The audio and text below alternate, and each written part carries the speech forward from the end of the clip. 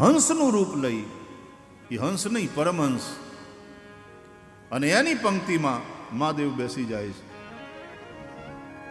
કથા સાંભળે. બાકી તો સોઈ શિવ કાગ ભૂસુંડી દીના, શિવજીએ કાગ ભૂસુંડીને કથા આપી છે. પણ મહાદેવને કથા સાંભળવાનું મન થાય તો ક્યારેક અગસ્ત્ય ઋષિના મુખે પણ સાંભળે, ક્યારેક પોતાના જ શિષ્ય કાગભૂષુંડીના મુખે પણ સાંભળે, અને ક્યારેક કથા વગર રહેવાય નહીં, બીજું કોઈ કહેવા વાળું હોય નહીં, એટલે પાર્વતીને સામે બેહાડે, બેહો દેવી, અને મહાદેવ કથા સંભળાવે.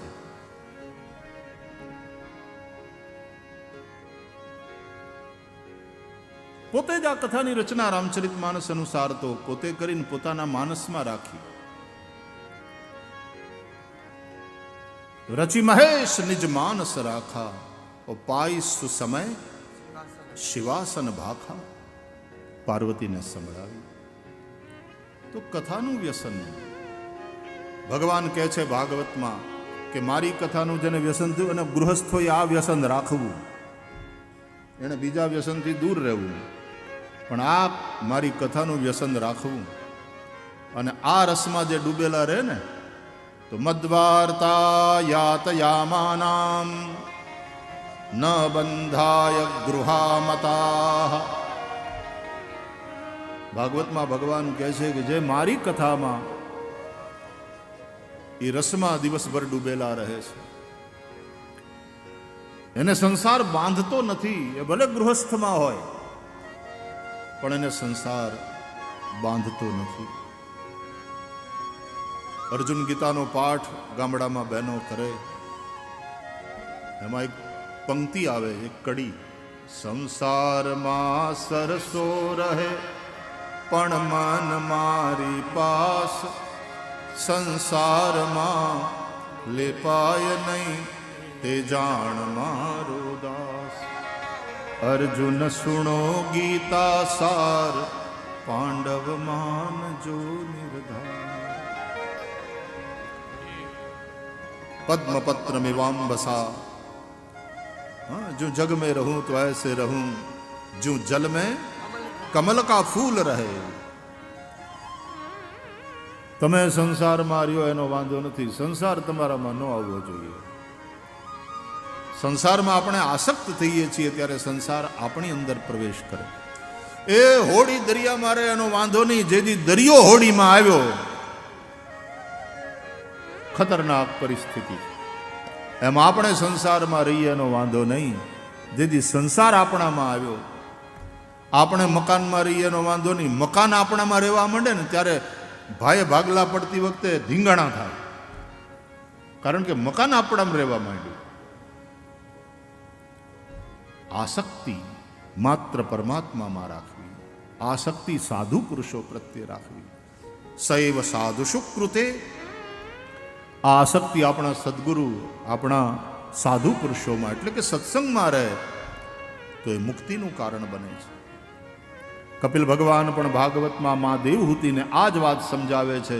સતામ પ્રસંગાત મમ વીર્ય સંવિદો ભવંતિરુત્કર્ણ રસાયના કથા તજ્જોષણા દાશ્વપ વર્ગ વર્તમની શ્રદ્ધા રતિર ભક્તિરનુક્રમિષ્યતિ. માં સંતોનો સંગ કરો. સંગનો એક અર્થ આસક્તિ પણ થાય. સંસારમાં બીજે ક્યાંય આસક્તિ હશે તો માર ખાવા પડશે, બહુ રડીશું. પણ જો આસક્તિ ભગવાનમાં હશે તોય રડશું, પણ ગોપીઓની જેમ. રુરુદુઃ સુસ્વરમ રાજન પણ કૃષ્ણ દર્શન લાલસા. ગોપીઓ રડી, કારણ કે કૃષ્ણમાં આસક્તિ. એ રડી છે શ્રી કૃષ્ણ દર્શનની ઈચ્છાથી. જેમ ચૈતન્ય મહાપ્રભુ રડ્યા. કબીર જેવા નિર્ગુણિયા સાધુએ પણ કહ્યું, કબીર હસના દૂર કર રોને સે કર પ્રીત, બિન રોએ કિત પાઈએ પ્રેમ પિયારે મી. એવમ બ્રવાણા વિરહાતુરા વૃષમ. ગોપીઓ રડી છે, વિરહાતુર થઈ. તો રડવું તો પડે, આસક્તિ રડાવે, પણ સંસારની આસક્તિ આપણને રડાવે. એના કરતાં શ્રી કૃષ્ણમાં આસક્તિ આપણને રડાવે તો એ રડવું ધન્ય છે. એ આંસુ એ અમૃત છે. એનો બહુ મોટો મહિમા છે. पिबत भागवतम रसमालयम मुहुहु. वारंवार पियो. एक बार तुमने पिया और तुम तृप्त हो गए तो तुमने क्या पिया? हरिकथा रस बार बार पियो, नित्य पियो. सदा सेव्या श्रीमद् भागवती कथा. पधारो बा महाराज, पधारो. પ્રણામ. ભગવાન પોતે પોતાની કથાનો મહિમા ગાય છે. જે મારી કથામાં પોતાનો દિવસ વિતાવે એને આ સંસાર બાંધતો નથી. નિત્ય હરિકથામાં રહેવું. થોડી વાર ભગવત ચર્ચા નિત્ય થવી જોઈએ. ડોંગરે બાપજી એમ કહેતા કે દરરોજ સવારના કલાક દોઢ કલાક સત્કર્મ કરો, દરરોજ સાંજે કલાક દોઢ કલાક સત્સંગ કરો. બીજું બધું ભલે છૂટે પણ આ સત્કર્મ અને સત્સંગ ન છૂટવા જોઈએ. સત્કર્મથી જ મન શુદ્ધ થાય અને સત્સંગથી જ આપણી બુદ્ધિ દેવમયી બને. મન શુદ્ધ થાય ને એ જ વસુદેવ અને બુદ્ધિ દેવમયી થાય એ જ દેવકી. આ વસુદેવ ને દેવકી હોય ને અને એ બે પરણે ને તો પરમાત્માનું પ્રાગટ્ય થાય. શ્રી કૃષ્ણ વાસુદેવ છે, એ વસુદેવાત્મજ છે. માટે ભગવત કથા નિત્ય થવી જોઈએ. નૈમિષારણ્યમાં શૌનકાદિ ઋષિઓ શ્રી સુદ પુરાણીના મુખે ભગવાનની કથા સાંભળવા બેઠા છે. ઋષિઓએ પ્રશ્ન કર્યા, ત્વયા ખલુ પુરાણાની સેતિહાસાની ચાનઘ આખ્યાતાન્યપ્યધીતાની ધર્મશાસ્ત્રાણિ યાન્યુત. હે અનઘ, હે નિષ્પાપ સુતજી, આપના સદગુરુ મહારાજની કૃપાથી વેદોને ભણ્યા, પુરાણોને ભણ્યા, પુરાણોનો તમે અભ્યાસ કર્યો, ઇતિહાસ તમે જાણો છો, ઇતિહાસ અને પુરાણનો તમે અભ્યાસ કર્યો છે, ધર્મશાસ્ત્રોનો પણ તમે અભ્યાસ કર્યો છે. એટલે આ બધામાંથી સાર કાઢી અને અમને કહો, કલ્યાણ શેનાથી થાય?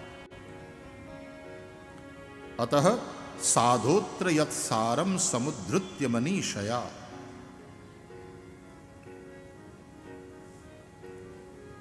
અમને એ બતાવો કે આ બધા શાસ્ત્રોનો સાર શું છે. બીજો પ્રશ્ન એ છે કે શ્રેય શું છે? શ્રેય કોને કહેવાય? કલ્યાણ. ત્રીજો પ્રશ્ન, એ શ્રેયની પ્રાપ્તિનું સાધન શું છે? જીવનું કલ્યાણ કેવી રીતે થાય?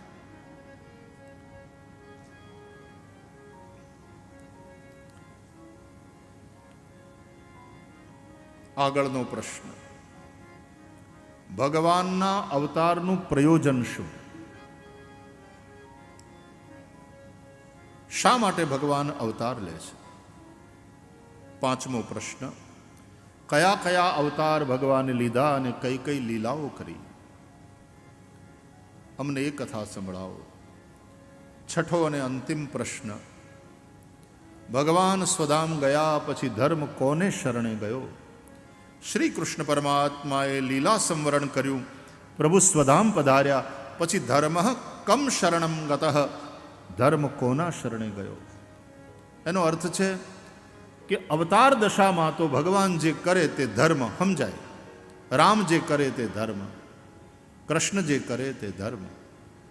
પણ જ્યારે આવો કોઈ અવતાર આપણી વચ્ચે ન હોય ત્યારે ધર્મનો નિર્ણય કેવી રીતે થાય?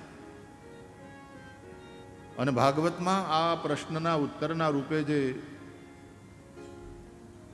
સંભળાવ્યું એ એમ કે ધર્મ માત્ર પોથીના પાનામાં રહેતો નથી. ધર્મ રહે છે મહાપુરુષોના જીવનમાં, મહાપુરુષોના ચરિત્રમાં. એ મહાપુરુષોનું જીવન તમે જુઓ. એટલા માટે આપણી આ બધી જગ્યાઓ છે. સતાધાર ગીગા બાપુની વાત હોય, વીરપુર જલારામ બાપાની વાત હોય, જેસલ તોરલની વાત હોય, નગાલાખા બાપા એની જગ્યાની વાત હોય, પરબના પીરની વાત હોય, આ બધા મહાપુરુષો ધર્મ એના જીવનમાં, એના ચરિત્રમાં રહે છે. તો આ 6 પ્રશ્ન કરવામાં આવ્યા ભાગવતના પ્રારંભે, અને 6 પ્રશ્નના ઉત્તરમાં શ્રી સુત મહારાજે નૈમિષારણ્યમાં ભગવાનની મંગલમયી કથા સંભળાવી. ઇતિ સંપ્રશ્ન સંવૃષ્ટો વિપ્રાણામ રૌમહર્ષણિ. રોમહર્ષણ નામના સુતના પુત્ર ઉગ્રશ્રવા આ કથા સંભળાવી રહ્યા છે.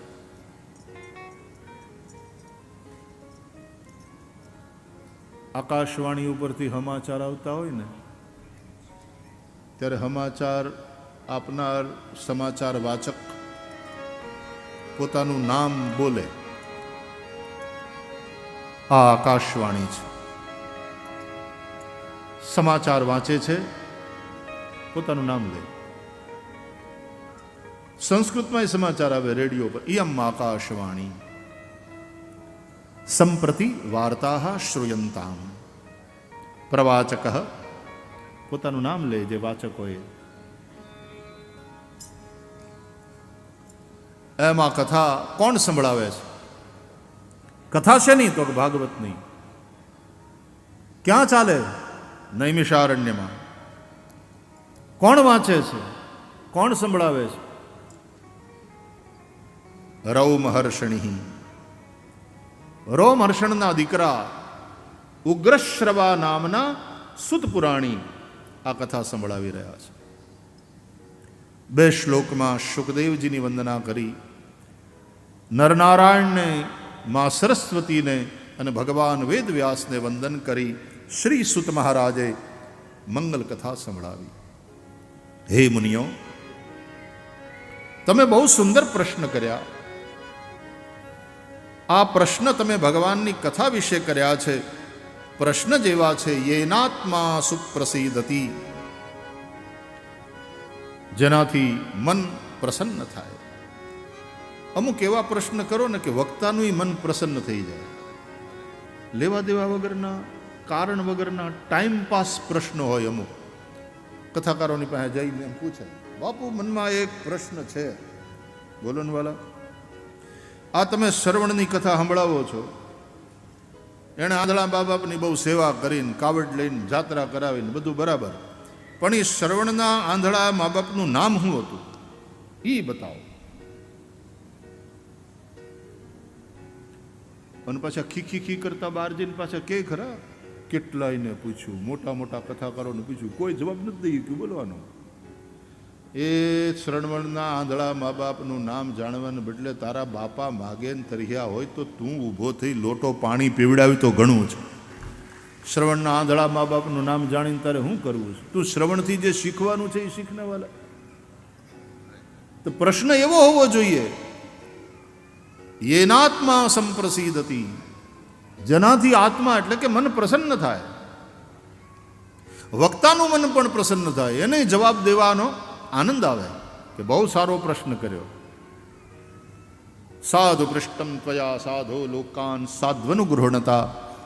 આવી રીતનો સંપ્રશ્ન જ્યાં જ્યાં હોય છે ત્યાં વક્તા દ્વારા વારંવાર એ પ્રશ્નની સરાહના થઈ છે. મુનયઃ સાધુ પૃષ્ટોહમ ભવદ્ભિર્લોક મંગલમ યત્કૃતઃ કૃષ્ણ સંપ્રશ્ન યેનાત્મા સુપ્રસિદ્ધતી. જિજ્ઞાસાથી પૂછો, વિનમ્રતાથી પૂછો, જાણવાના ભાવથી પૂછો. પરીક્ષા લેવાના ભાવથી તો ગુરુજી પૂછે. આપણે એના ગુરુજી નથી, આપણે શ્રોતા થઈએ. શિષ્ય ન થઈએ તોય ઘોડ્યું, શ્રોતા તો થઈએ અને જિજ્ઞાસાથી પૂછીએ.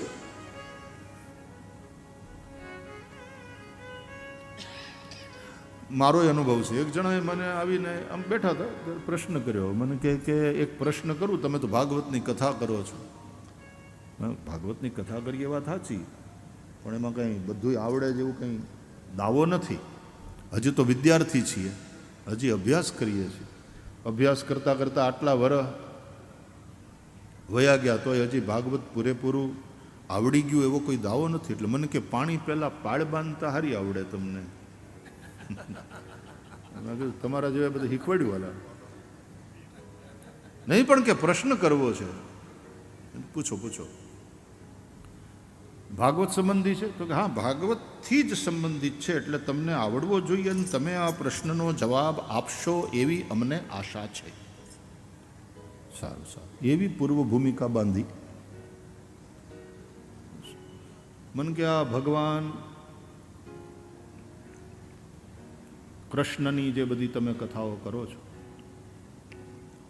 એ ભાગવતને આધારે પૂછું છું કે આ જમીન જે રહી ને, આ પૃથ્વી, એ જમીનનો એવો કયો ટુકડો છે, એવો કયો ભાગ છે કે જેને ચંદ્રમાએ ખાલી એક જ વાર જોયો હોય, પછી પાછો કોઈ દી જોયો નથી.